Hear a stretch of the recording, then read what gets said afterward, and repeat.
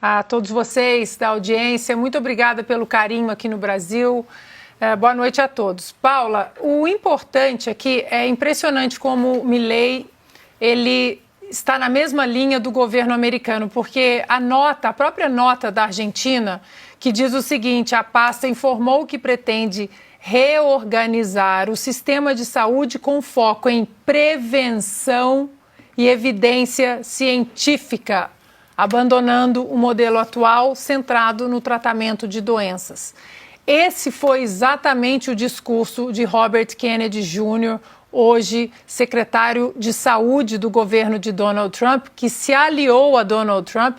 Não custa lembrarmos que Robert Kennedy Jr., de família tradicional democrata, atravessou a ponte durante a campanha nas eleições presidenciais e disse: quero fazer uma aliança para fazer a América saudável novamente. Make America Healthy Again, numa alusão, né, ao slogan do Donald Trump de Make America Great Again. E hoje, exatamente hoje, Robert Kennedy Jr., ele anunciou nas redes sociais que vai continuar focando na evidência científica e na prevenção de doenças, principalmente no que se refere à alimentação dos americanos, que é muito pobre em nutrientes importantes para o organismo. E aí hoje, ao lado de dois assessores da pasta da saúde, um deles o professor de Stanford, Dr. Jay Bhattacharya, aquele que foi um dos signatários da Declaração de Barrington. Quem acompanha a gente aqui sabe que ele, juntamente com dois outros professores e doutores, um de Oxford e um de Harvard, que disse que lá no finalzinho de 2021, disse que não poderíamos ter um lockdown com todas as pessoas saudáveis, que as pessoas saudáveis e jovens, eles precisavam entrar exatamente no contexto da sociedade para ser o firewall, o antivírus que protegeria as pessoas com comorbidade. O vídeo hoje do Dr. Jay Bhattacharya e do Robert Kennedy Jr. é para anunciar que a vacina contra a Covid saiu da obrigatoriedade para gestantes, pessoas saudáveis e jovens. Ou seja, evidência científica. Isso é um grande passo. O Donald Trump, não custa lembrarmos que uma das ordens executivas naquela primeira semana foi exatamente sair da Organização Mundial de Saúde, porque é uma organização que não trabalha mais com evidência científica, apenas com política.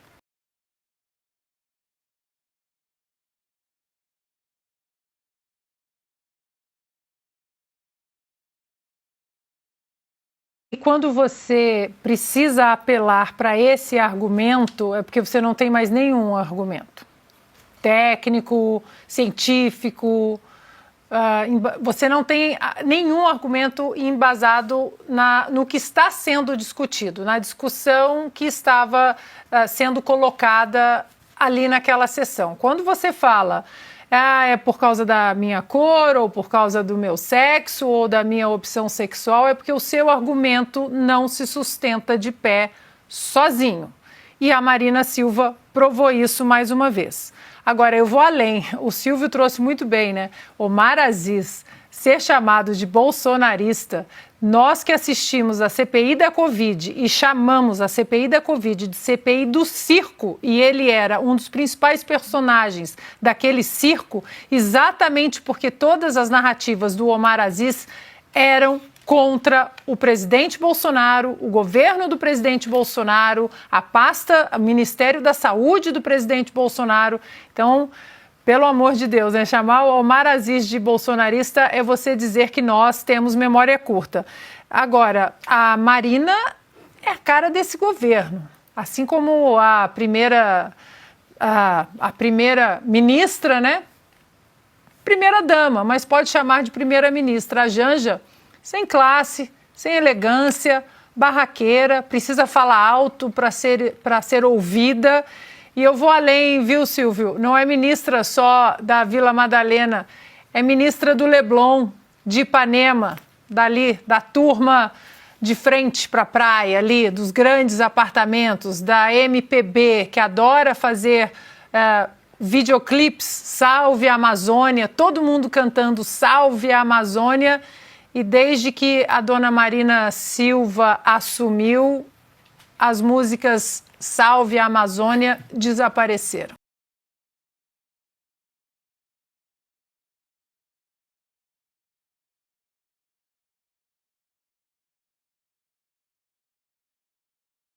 Primeiro vai conversar com o Itamaraty. Qual Itamaraty? Aquele que fez aquela notinha que o ghostwriter do Itamaraty era o Alexandre de Moraes? O Itamaraty, esse Itamaraty do Lula, já deu o tom para o governo americano. Não gostamos de vocês. Agora, trocamos um embaixador do porte, da estirpe de Nestor Foster, por uma embaixadora que não tem absolutamente nenhuma entrada no governo americano.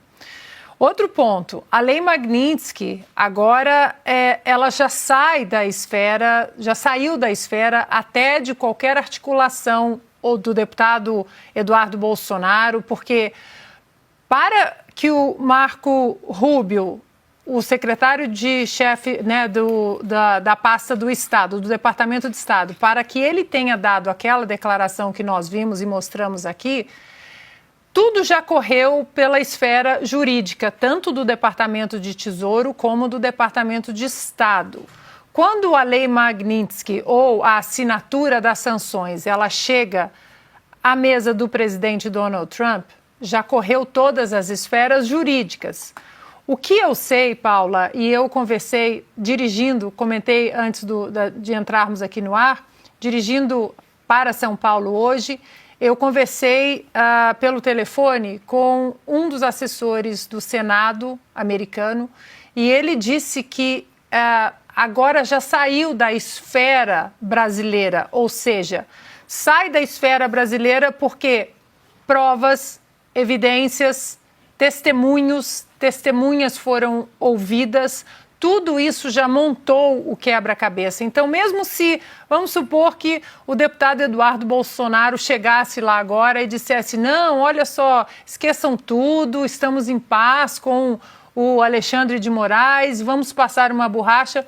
Os Estados Unidos agora, eles têm uma pilha de documentos, de provas, evidências e testemunhos graves sobre, principalmente, violação dos direitos humanos, violação da primeira emenda à Constituição americana aos americanos em solo americano, ameaça a empresas americanas aqui no Brasil e fora todas as outras inconstitucionalidades, principalmente ameaça de prisão. O próprio Elon Musk, eu soube que o Elon Musk relatou sim, que ele pagou aquela multa do X para que o X fosse desbloqueado, porque ele estava com medo de que funcionários brasileiros fossem presos aqui no Brasil.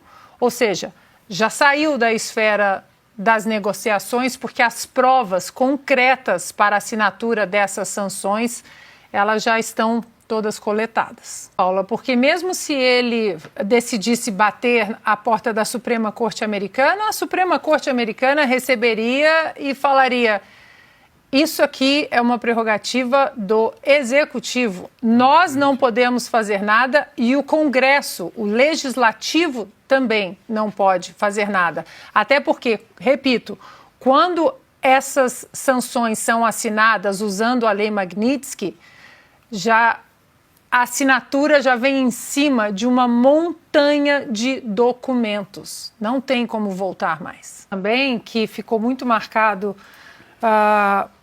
para os americanos, e aí não é nenhuma declaração do deputado Eduardo Bolsonaro ou até do próprio presidente Bolsonaro, mas eu repito, é aquele vídeo do depoimento do Mauro Cid, aquele vídeo com o Gonê, o Alexandre de Moraes, o vídeo que é a Revista Oeste, que nós colocamos no artigo, eu coloquei legenda ali também em inglês, mandei para os americanos, e muitos questionavam por que o Gonê, quem era a figura do Gonê, eu explicando quem era a figura do Gonê, e muitos questionavam por que o Gonê, na figura de PGR, ele estava mudo diante daquela ameaça do Alexandre de Moraes, dizendo, se o senhor não disser o que eu quero ouvir, praticamente, ele ameaçou a esposa, a filha mais velha e acho que o pai, o pai, né, se eu não me engano.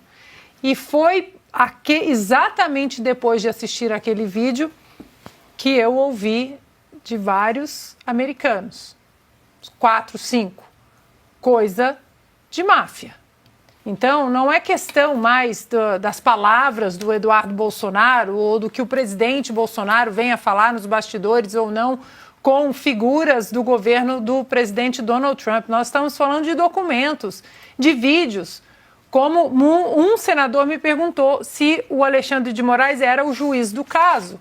E eu disse, é o juiz, é a vítima, é o promotor, é o advogado, e eles ali sem entender o que de fato estava acontecendo com o nosso ordenamento jurídico. Então, mais uma vez, já saiu da esfera de qualquer acusação, palavras de qualquer deputado, qualquer figura política, parlamentar, senador ou ex-presidente do Brasil. Agora nós estamos na fase que as provas sobre tudo o que está acontecendo no Brasil já estão muito bem estabelecidas. Repito, o que acontece nos Estados Unidos agora, Piotr explicou isso muito bem, em relação à soberania nacional americana, à Constituição americana, os direitos dos cidadãos americanos, a primeira emenda à Constituição americana, as empresas americanas, tudo isso envolvendo o nome do ministro Alexandre de Moraes e as sanções, as possíveis sanções da Lei Magnitsky, isso já está fora de qualquer esfera envolvendo o deputado Eduardo Bolsonaro ou o presidente Bolsonaro. Agora, tudo que for sedimentado aqui no Brasil, a corda sendo esticada mais um pouco, a perseguição sendo aplicada de maneira com uma soberba mais agressiva ainda, tudo isso piora no estado das coisas que estão acontecendo nos Estados Unidos com Alexandre de Moraes, Paulo Gonê e Fábio Shor. Esse nome eu também já ouvi bastante por lá. Fábio Shor, delegado da Polícia Federal que atuou como polícia persecutória privativa do Alexandre de Moraes. Então, se eu fosse eles, eu sei que eles não vão seguir nenhuma recomendação, mas eu tirava o pé do acelerador um pouco, porque só vai piorar e vai, claro, chancelar tudo que Eduardo Bolsonaro está mostrando com provas documentais, provas materiais que estão já nas mesas do Departamento do Tesouro e do Departamento de Estado dos Estados Unidos. Não estou falando de palavras, documentos.